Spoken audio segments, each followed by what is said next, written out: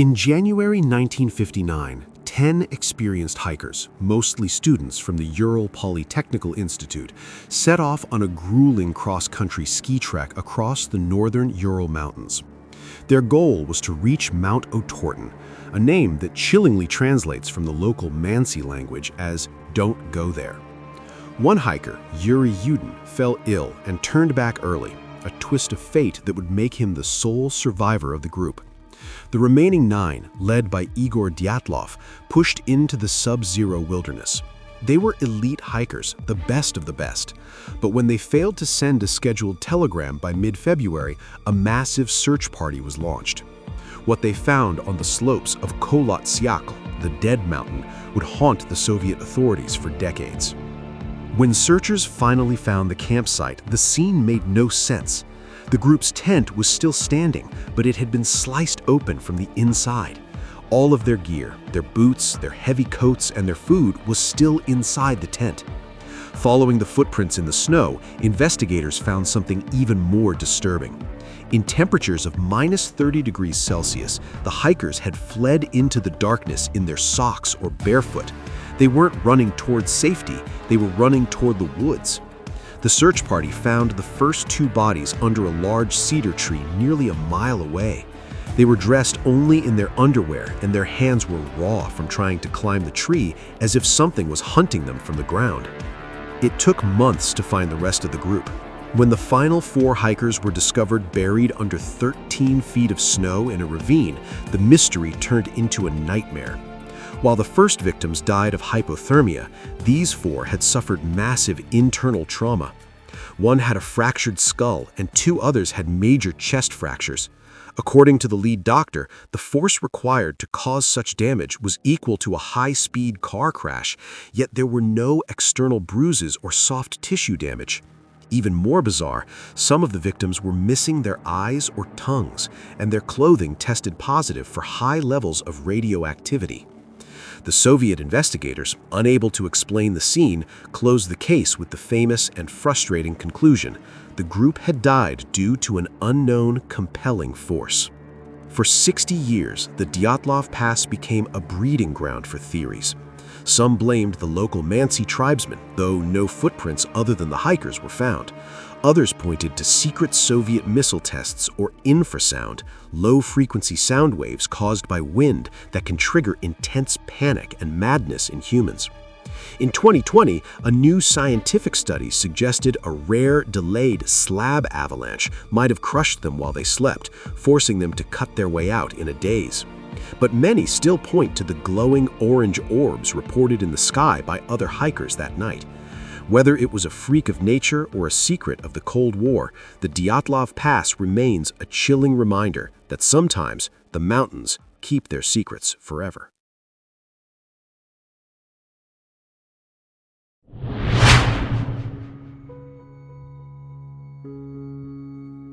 Tuscany is known for its rolling vineyards and Renaissance art, but between 1968 and 1985, a shadow fell over the hills of Florence. The target was always the same: the lovers, young couples who sought privacy in their cars on the dark, secluded backroads, were hunted by a shadow with a Beretta pistol. The killer didn't just take lives, he performed surgical, ritualistic post-mortem rituals that suggested a background in medicine or butchery. He was a phantom who knew every goat path and olive grove in the region. The Italian public was horrified, and the authorities were under immense pressure. For 17 years, the monster turned the most romantic landscape in the world into a graveyard, and he never left a single fingerprint behind. The investigation was a labyrinth of dead ends. In the early years, the police focused on a group of immigrants from Sardinia. They found that the 1968 murder was committed with a specific type of ammunition: Winchester Series H long rifle bullets. This same rare ammunition was used in every single monster killing for the next 17 years. This suggested a long-term plan and a killer who had a nearly infinite supply of this specific, discontinued brand. The police arrested several members of the Sardinian community, thinking they had solved the case. But while their suspects were behind bars, the monster struck again and again. It became clear that the police weren't just looking for a man, they were looking for a shadow that could walk through prison walls. In the 1990s, the investigation took a bizarre turn. The police moved away from the lone wolf theory and began to investigate a group of local men who called themselves the Snack Companions, Compagnie di Merende. They were an unlikely band of misfits, led by a farmer named Pietro Pacciani. Pacciani was a man with a violent past, but many doubted he had the surgical precision the killer displayed. The theory grew darker. What if the Snack Companions weren't the masterminds, but merely the providers? Rumors of a second level of the conspiracy emerged, a secret cult of wealthy Florentine doctors and aristocrats who commissioned the killings for occult rituals. The case spiraled into a mess of conspiracy theories that saw the lead investigator, Michele Giuttari, eventually accused of being part of the cover-up himself. The case of the Monster of Florence remains one of the most debated mysteries in Europe. While Pietro Pacciani was eventually convicted and then acquitted on appeal, he died before a second trial could begin. To this day, many Italians believe the true monster, the person who held the gun and performed the rituals, was never caught. The Beretta was never found, the motive was never fully understood, and the hills of Florence still hold the secrets of a killer who outplayed the law for a generation.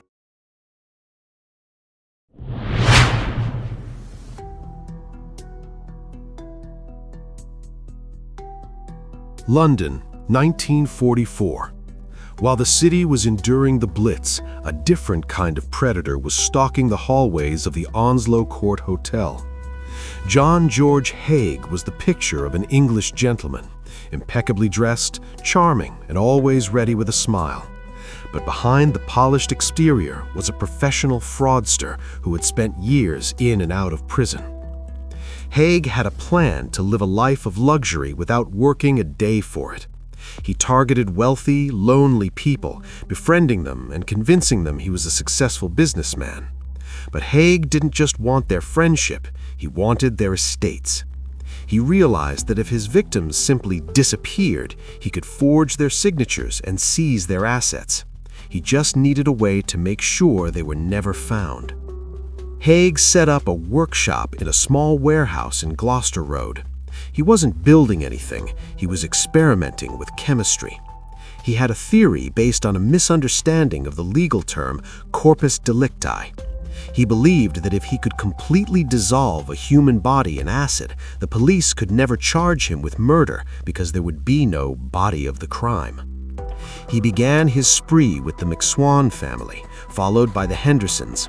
He would lure them to his workshop under the guise of showing them a new invention, kill them, and then slide their bodies into a 40-gallon drum of concentrated sulfuric acid. After a few days, the bodies would be reduced to a sludge that he would simply pour down the drain or onto the gravel outside.